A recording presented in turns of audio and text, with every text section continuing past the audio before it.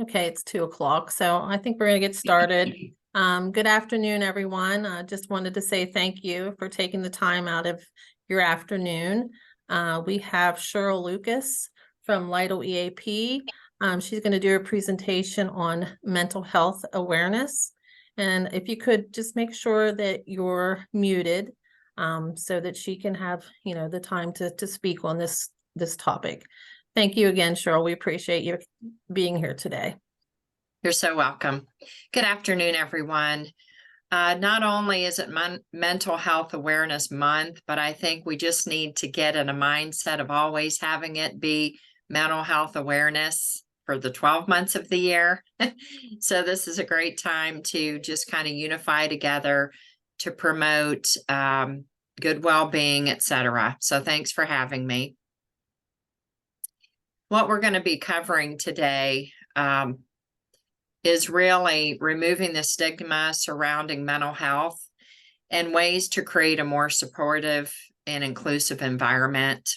We're going to address myths about suicide, look at the different warning signs and invitations for help, learn best practices in responding to someone who may be at risk, and discussing how we as the EAP can be there for you and to support each other.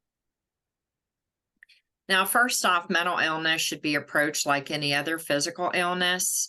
And this is why we're taking time out to educate, especially managers, but everyone within your organization, to really be able to be free to talk openly and to create a culture of trust. Now, I wanted to take some time on communicating the message of working towards making your organizational culture stigma-free. We're all human beings. We all have, we come to conclusions, but it's very important to understand that those who are struggling are having a number of emotions. And that could be anywhere from embarrassment, shame, feeling less than, etc. And what happens is sometimes society has been very judgmental. So our goal is to provide and encourage a culture that really tackles stigma and makes employee mental health a high priority while we're keeping a good handle on stress levels, maintaining an empathic, understanding attitude toward working with individuals with mental health illness. And mental illnesses carry a certain amount of stigma and misunderstandings from others. I mean, you've probably heard cross-talking amongst, people, whether that be professionally or personally, and a few, terms, they're crazy, they're bat, crazy, etc. Different kind of terminologies, unstable, etc. And that really does not help the cause. Ensure mental well-being policies and procedures are in place and implemented.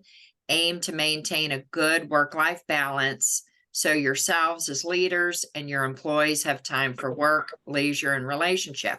I mean, I think this is something that we all struggle with, of trying to find balance. Now, balance is not perfectly level.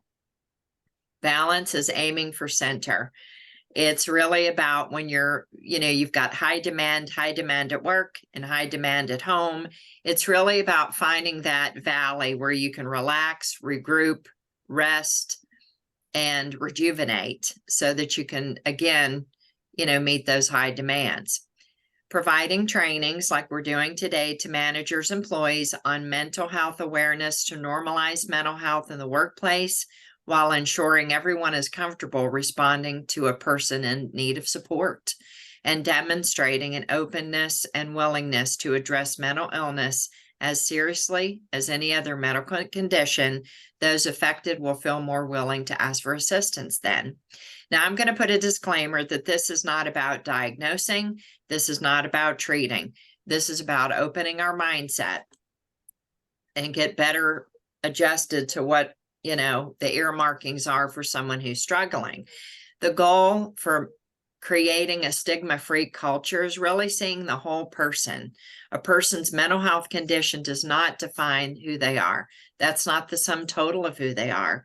It's challenging misconceptions, speaking up if you hear a coworker spread stereotypes, myths, making negative comments about mental illness. It's being willing to offer support to someone in need. It's being willing to speak up and seek support if you're the person in need. And just being mindful of the terminology that we use respectful language, and avoid labels like they're crazy or unstable. You get the idea. And we found that by providing employees with appropriate support, that 80% of employees treated for mental illness report improved levels of their work efficiency and satisfaction. And from a business standpoint, when employees receive the appropriate effective treatment for what their needs are, this results in lower medical costs, increased productivity, lower absenteeism, and decreased disability costs. And I want to say that it raises the hope of the employee and their mindset and their belief that I'm not alone, I have support, I am worthy. And it boosts morale as well, because it improves someone's outlook. Now, when we're talking about building awareness around mental health, some people, many of us, will struggle with how to talk about it, how to address it, and even the level of the topic of suicide is an even more difficult topic to discuss. But it's brave to talk about it. It's smart and a sign of leadership and strength to talk about it, to be aware of it, to be prepared in case the situation arises, but furthermore, to either reach out to, for help if that should be you struggling, or knowing what to do next, or where to turn if someone you care about, whether that be your coworker, someone you're supervising, or someone in your personal life is struggling. Now, in 2021, 48,183 people died by suicide in the United States, and that equals about one death every 11 minutes. And that's staggering. And we're still computing the 2022 statistics, but that equals out to about 12.3 million adults seriously thought about suicide. 3.5 million adults made a plan, and 1.7 million adults attempted. It's important to understand the terminology of risk factors, warning signs, psychosocial stressors, and protective factors. That's what we at the Employee Assistance Program are looking at when we're assessing an individual and coming up with an appropriate support game plan. But risk factors are things such as conditions or factors that are often static that may show a vulnerability to a suicide attempt. Doesn't mean it's necessarily going to lead to, but it can contribute towards. Warning signs are things that we can observe that imply imminent risk of suicide for someone in the near term. Psychosocial stressors, these are all the external pressures or changes in one's life circumstances that often occur shortly before an attempt. And protective factors, personal and social resources that promote resiliency and reduce the potential of suicide and other high-risk behaviors. There are folks who believe that if we talk about it and raise the awareness, then that is going to prompt someone to act on it. And that is not true. Now, when one of the myths is asking about suicide will only plant the idea in someone's mind, very often when we're having that difficult discussion, or we're even broaching the subject, having that difficult question, we need to get in touch with our discomfort. My discomfort, I cannot allow to get in the way of really connecting with someone and really getting some specific answers as to where they're coming from. That's always a good idea, believing that only a therapist can help someone who is struggling with thoughts of suicide. Any person that is connected with an individual who is struggling is the appropriate person. They're listening. They may be asking those questions. They may be the one that the person trusts. They may have a rapport. Yes, trained professionals can be very helpful in these situations, but those closest to a person who's struggling are just as important, if not more important, because there is a rapport there already and we're closest to them. Again, it's keeping a handle on our own discomfort and kind of putting it to the side and checking in with the person in the way we need to do so at that time. Another myth, if someone decides that they want to take their own life, there's nothing we can do to stop them. And I would say this is pretty much a universal belief. But I am here to say that very often when I've spoken with people who have attempted and they survived, they will talk about their ambivalence. They were straddling the fence. The pain was too much. I didn't feel like I had any options. I really didn't want to check out, but I didn't know what else to do. I mean, they're really struggling. They're very often conflicted and they're waiting for someone to come in and support them and perhaps give them some other options. Now, we can never guarantee just because we're touching base with someone and supporting them that they're not going to proceed with those intentions, but we found a lot of evidence that suggests that connecting with very often is what prevents it from happening because they've been able to be supported and gotten to the right level of care. Another myth, you never know when someone is considering suicide. Well, I would say that very often we do have signs. And I know when there are survivors left behind after a loved one or coworker has taken their lives, we question, don't we? What should I have done? What didn't I do? What did I see and just didn't act on it? Or what did I miss?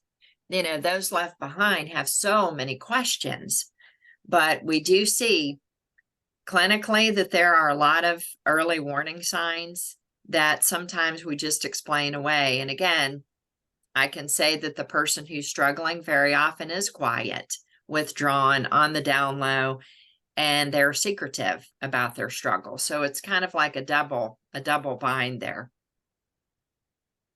Possible warning signs that we see are changes in behavior or appearance that indicate someone is in crisis.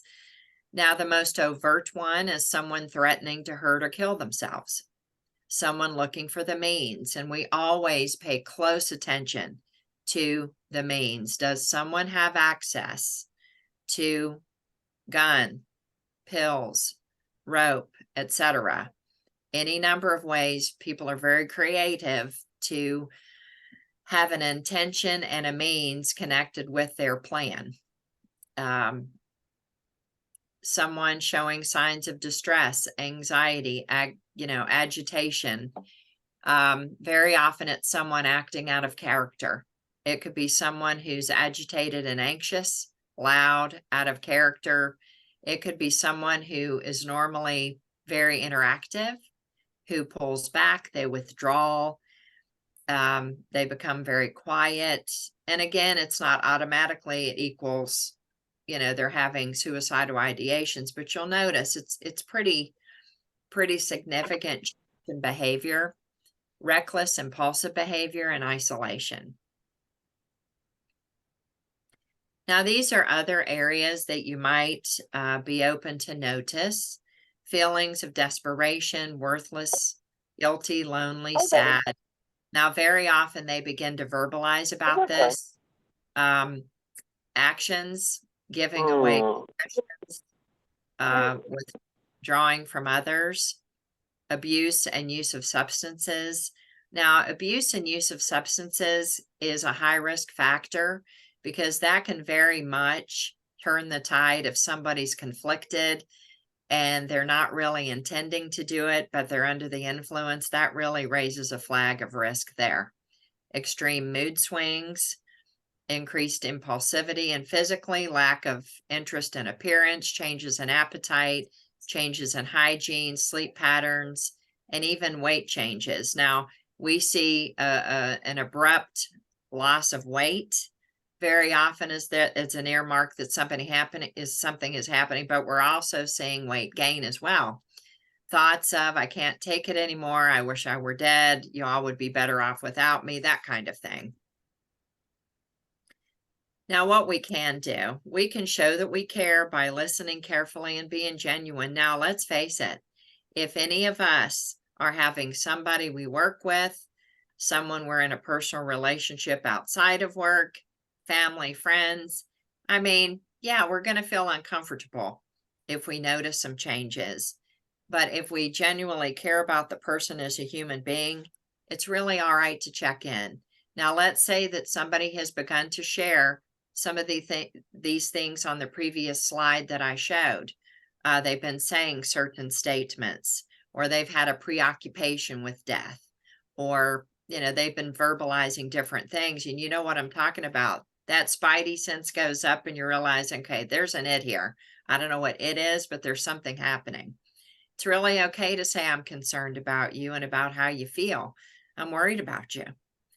We need to be sympathetic, patient, and accepting, and acknowledge that I'm glad that you came to me. Ask the question, well, while of course it's going to be uncomfortable, we need to be direct, caring, and non-confrontational.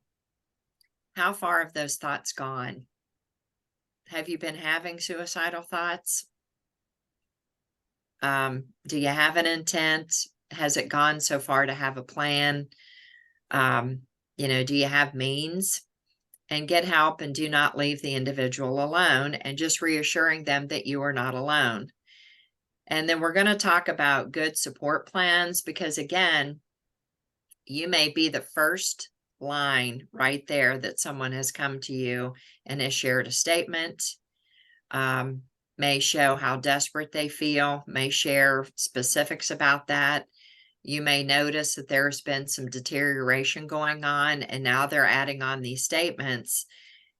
Individuals who give any indication that they are considering suicide should be referred to a local healthcare facility. And without question, if in the case of immediate crisis, let the individual know you must call 911. And that way we can definitely get the appropriate. Now, sometimes it might be a mental health advocate from the county mental health. Sometimes it may be the police and an ambulance dispatched, but 911 will really assist with that process. Now, for additional support, the Employee Assistance Program is here for you. We always say if it's imminent, 911. If somebody has come to a manager and they're sharing about having these thoughts and feelings, you're never wrong with 911.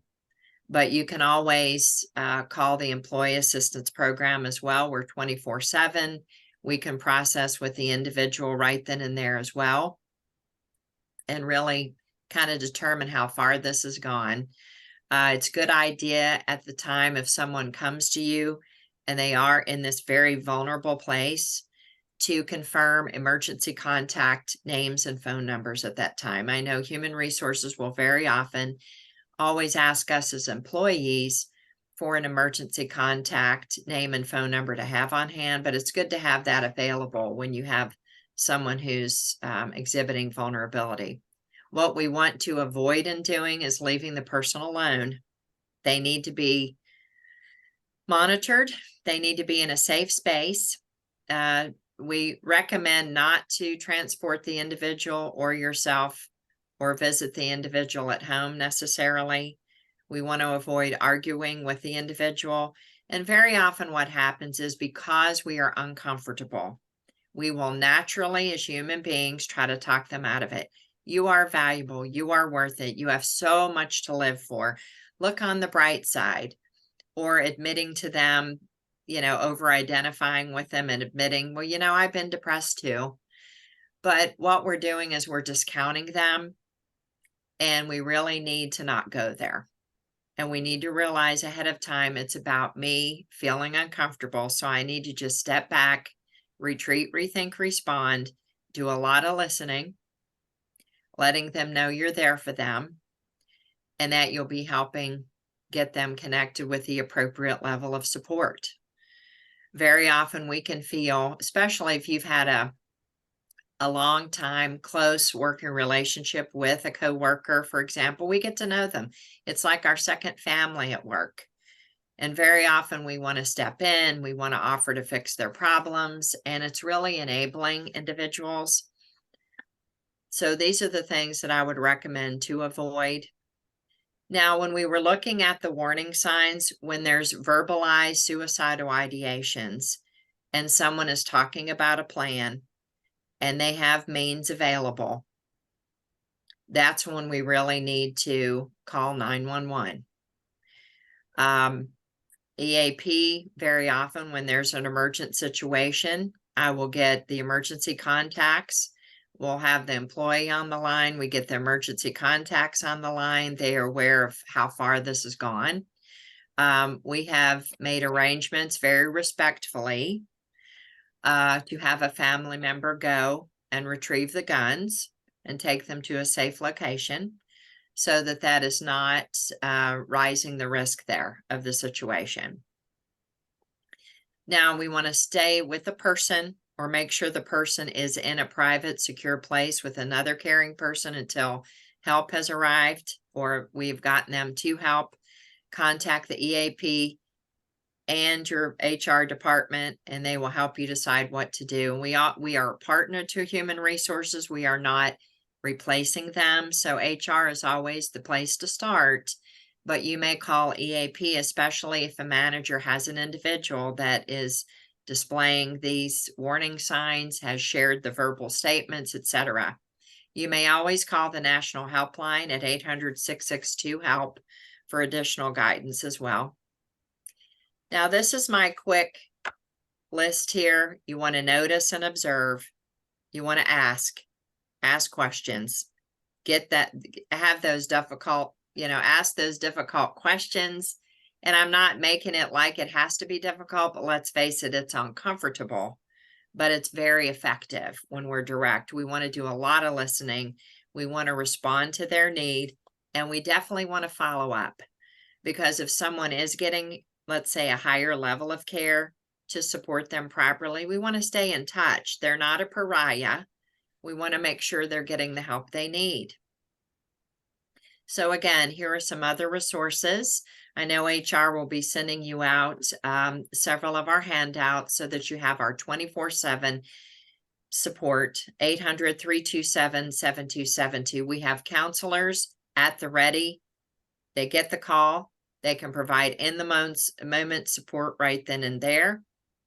And if it's determined when we're talking with them that they need additional emergency backup, we can dispatch that. But if the person is with you right then and there, it is perfectly okay if they are at imminent risk to call 911 immediately. And then you always have the National Suicide Hotline. Now, what EAP can provide, we always have resources and services to help build mental health, well-being awareness. That's our goal. We're here to promote your total well-being. We have many facets to our benefits for yourself and your family members that can really help you generate more support and get a balance there. We support any issue affecting mental health well-being. We're 100% confidential and free of charge. We provide in-person appointments. We provide telephonic appointments. We provide video appointments. We schedule those around your schedule and convenience. These are many of the topics that we've assisted employees with: emotional wellness, stress management, family relationship issues, anxiety and depression, grief, anger, substance abuse. These are all very common struggles that we as human beings have. We're a non-judgment zone, so we're here to really assess what is truly going on and help you devise a very appropriate support plan. Now, again, in addition to our in-the-moment support, again, we can schedule, the counseling sessions for you. So please be aware that not only are we 800-327-7272, and that is 24/7. We will not miss your call. We can also, now I'm going to put a disclaimer here.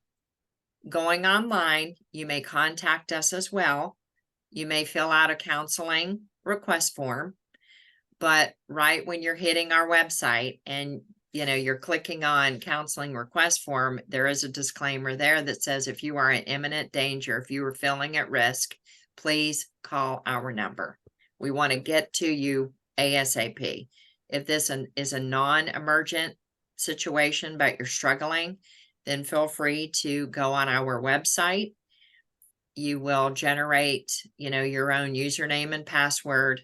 It'll be through your email, and you can use the company code of HOSSES. And I am open to any questions or comments if anyone has them. And I just want to say that sometimes it is difficult to reach out because we get in our own way, whether it's shame, embarrassment, whatever, the fill in the blank might be. And I'm just here to say we're all human. We're here for you, and we will help you really figure out what might be the best next steps for you. So thank you for letting me join you today. And HR will also be sending out a step-by-step handout, which it talks about the notice, listen, respond, those specific steps. So it's really helpful to just have that on hand in case you're concerned about a coworker, or if you're a manager and an employee has come to you and they're struggling. I would just have that handout, those handouts on hand, step by step, walking you through. But the second handout is all the benefits that we offer. And then you'll have that when you need it. Thank you so much. Thank you, Cheryl. We appreciate your time, and it was a great topic. Again, the numbers there, and anybody that has any questions at this time, if there's any questions, I didn't see any in the chat.